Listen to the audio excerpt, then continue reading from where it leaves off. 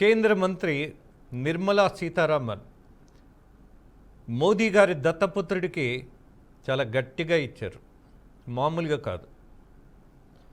ఆమె ధోరణి కొంచెం సూటిగానే ఉంటుంది. ఆ సూటిగా తను ఇచ్చినటువంటి రియాక్షన్ దిమ్మ తిరిగిపోయింది వైసీపీ పార్టీ నాయకులకి. కారణం ఒకటే, ఒక విషయాన్ని మ్యానిపులేట్ చేసి చెప్పడం. ఏంటది? పీపీపీ, పబ్లిక్ ప్రైవేట్ ప్రాజెక్టుకు సంబంధించి ఇవాళ కేంద్ర ప్రభుత్వం తీసుకున్నటువంటి ప్రధాన నిర్ణయం, ప్రోత్సహిస్తున్నటువంటి నిర్ణయం, అనేక రాష్ట్రాల్లో సక్సెస్ఫుల్గా ముందుకెళ్ళినటువంటి నిర్ణయం.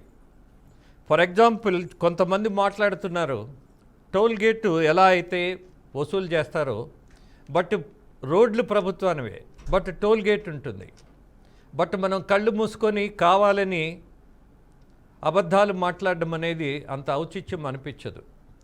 ప్రభుత్వ పాఠశాలే, బోర్డు అదే ఉంటుంది, కానీ ఫీజులు ఉంటాయి. ప్రభుత్వ పాఠశాలల్లో కూడా ఇప్పటికీ నామినల్ ఫీజులు ఉన్నాయి అన్నది వాస్తవం. అలాగే రాను రాను ఇవాళ ఆర్థికమైనటువంటి విషయాలలో కొన్ని సంస్కరణలు, కొన్ని అవసరాలు, కొన్ని డిమాండ్స్, కొన్ని ఫోర్సుబుల్గా పెట్టాల్సిన ట్యాక్సులు, ఇవన్నీ తప్పట్ల. ఒకప్పుడు వాజ్పేయి పాలనకు ముందు హైవేలు ఎలా ఉండేవి? ఇరుగ్గా ఉండేవి, నరకంగా ఉండేవి. కానీ వాజ్పేయి తీసుకున్నటువంటి నిర్ణయం మేరకు వచ్చినటువంటి అద్భుత ఫలితం ఏంటి? 4 లైన్స్ హైవేల్లో, సేఫ్టీ, అలాగే సెక్యూర్డ్, అలాగే స్పీడ్గా మన ప్రయాణ కాలం చాలా తగ్గించినటువంటి పరిస్థితి, ప్రమాదాలు లేకుండా చేసినటువంటి ఒక అద్భుత ప్రయత్నం.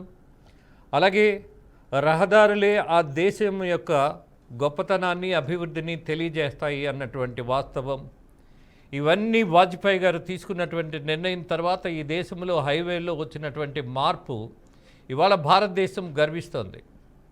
అందులో పూర్తిగా ప్రభుత్వమే ఈ హైవేలను అన్నిటినీ నిర్వహించాలి అనంటే సాధ్యపడనప్పుడు టోల్ గేట్లు వచ్చేసాయి. అఫ్కోర్స్ టోల్ గేట్స్ మనకి ఊహించినటువంటి దోపిడీదారుల అనే ఒక అనుమానం వస్తుంది, ఇబ్బంది అనిపిస్తుంది.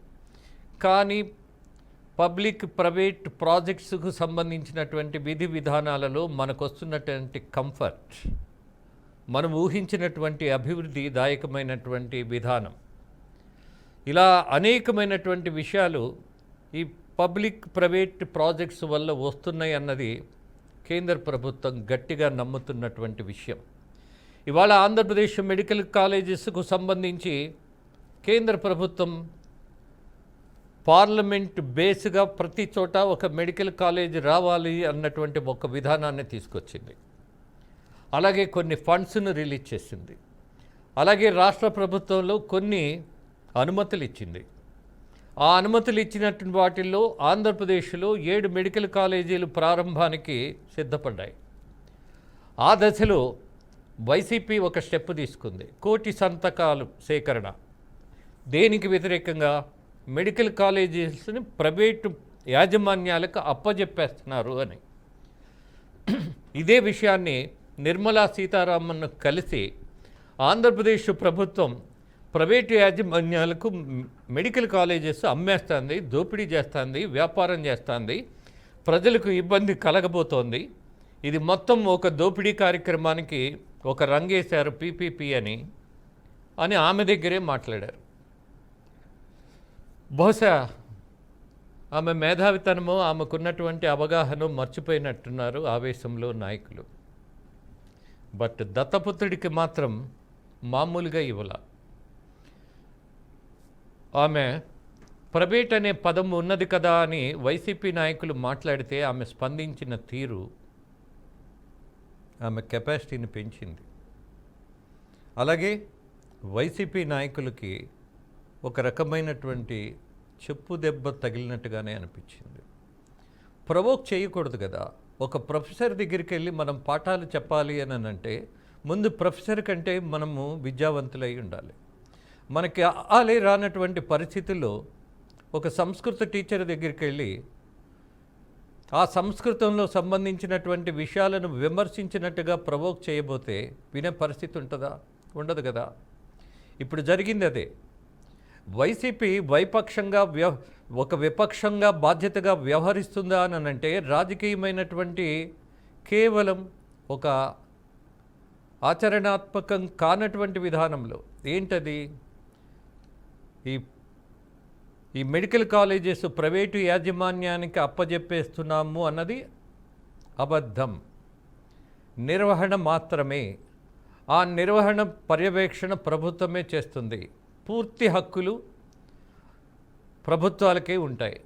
ఇంత స్పష్టంగా కేంద్రం రాష్ట్రం వివరించిన తర్వాత ఈ మెడికల్ కాలేజెస్ని మేము విభేదిస్తున్నాము అని అనంతపూర్లో కూడా అద్భుతమైనటువంటి ర్యాలీ జరిగింది దీనికి అని ఇవాళ వార్తల్లో చెప్పుకుంటున్నారు. మరి నిజమేంటి? ఫీజులు పెరుగుతాయా? లేదు. అలాగే ఫీజుల మీద కనీసం పర్యవేక్షణ లేకుండా ప్రైవేటు యాజమాన్యం తన సొంతానికి చేసేటటువంటి అవకాశం ఉందా? లేదు. అలాగే పీపీపీ అనేది సక్సెస్ఫుల్ ప్రాజెక్టా కాదా?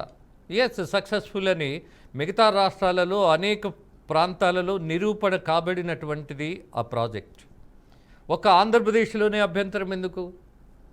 అఫ్కోర్స్ వైసీపీ పార్టీ తనకున్నటువంటి హక్కు వ్యతిరేకించవచ్చు, కానీ వ్యతిరేకించే దాంట్లో ఒక లాజికల్ సెన్స్ ఉండాలి. జనానికి ఏదో ఒక రాంగ్ కమ్యూనికేషన్స్ ఇచ్చేటటువంటి పరిస్థితి ఉండకూడదు. విమర్శగా ఉండాలి, కానీ రాజకీయ ప్రయోజనం కోసం ఉండకూడదు. అలాగే ఏదైనా అడ్డుకుంటున్నాము అని అంటే అందులో లోపాలుంటే అడ్డుకోవాలి, లేదు అనుమానాలుంటే తేల్చుకోవాలి. అనుమానం కలిగించేటటువంటి విషయాలుంటే ప్రభుత్వాన్ని నిలబెట్టాలి. బట్ రాజకీయమే మనకి ప్రేరణగా, రాజకీయ ప్రయోజనమే, అబద్ధాలే, ప్రవోకింగే. అందుకే కేంద్ర మంత్రి ఒక రకంగా మామూలుగా కామెంట్ చేయాలి. ఆమె నా ముందు గేమ్స్ వద్దు అన్నట్టుగా ఆమె వ్యాఖ్య చేశారు. ఈ పీపీలు ప్రైవేట్ ఉంది కదా అని ఆమె దగ్గర మాట్లాడి అభాసు పాలయ్యారు. సో మొత్తం మీద నిర్మలా సీతారామన్ తీసుకున్నటువంటి నిర్ణయము, అలాగే వివరణ, అలాగే చెప్పినటువంటి విషయం వైసీపీ పార్టీ నాయకులకైతే ఒక శరాఘాతమే.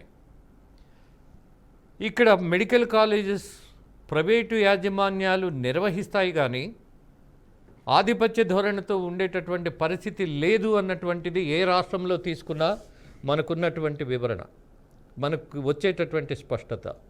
మరి ఆంధ్రప్రదేశ్లో మరోలా ఎలా చేయగలరు? నేను ఇంతకు ముందు అన్నట్టుగా మనం హైవేలనే తీసుకుందాం, టోల్ గేట్లే ఉదహరిద్దాం. ప్రభుత్వం నిర్వహిస్తే ఏంటి, ప్రైవేటు యాజమాన్యంతో కలిసి నిర్వహిస్తే, పర్యవేక్షణ చేస్తే ఏంటి అన్నటువంటి బేరీజు వేసుకునే ఈ దేశంలో అనేక మంది మేధావులు కలిసే ఈ ప్రాజెక్టులు ప్రతి రాష్ట్రంలో ఉండాలి అన్నటువంటి ఆలోచన చేశారు. కారణం, India is not a developed country, still it is a developing country. So develop అవుతున్నటువంటి దేశంలో కొంత ప్రైవేటు యాజమాన్యం లేకపోతే ముందుకెళ్ళేటటువంటి పరిస్థితి లేదన్నటువంటి సత్యం హెచ్చరిస్తున్నప్పుడు ఖచ్చితంగా మనం కొన్ని ప్రాజెక్టులు ఈ పీపీపీ మోడల్లోనే వెళ్ళాల్సిన అవసరం ఉన్నది. దాన్ని గ్రహించాల్సిన బాధ్యత రాజకీయ పార్టీలకి ఉంది. అలాగే పదే పదే కూటమి ప్రభుత్వాన్ని అనుమానిస్తూ, అవమానిస్తూ, అనుమానాలు పెంచుతూ చేసేటటువంటి ప్రయత్నం మరి మోదీని ఎందుకు అడగరు? ఇవాళ ఉన్నటువంటి ఎన్డీఏ గవర్నమెంట్ని ఎందుకు అడగరు? బీజేపీ పార్టీని ఎందుకు నిలబెట్టరు వైసీపీ నాయకులు? కేవలం ఏదో ఒక తంతుగా ఆర్థిక శాఖ మంత్రి నిర్మలా సీతారామన్కు ఒక అభ్యర్థన ఇస్తే సరిపోతుందా? కుదరదు. This is a drama, absolutely. But ఫలితం ఇలానే ఉంటుంది. ఏంటి ఆ ఫలితం? అవమానం, అలాగే దత్తపుత్రుని పక్కన పడేయటం. దీన్ని కాదు ఆశిస్తోంది ఆంధ్రప్రదేశ్ ప్రభుత్వం. మీ రాజేంద్రరావు.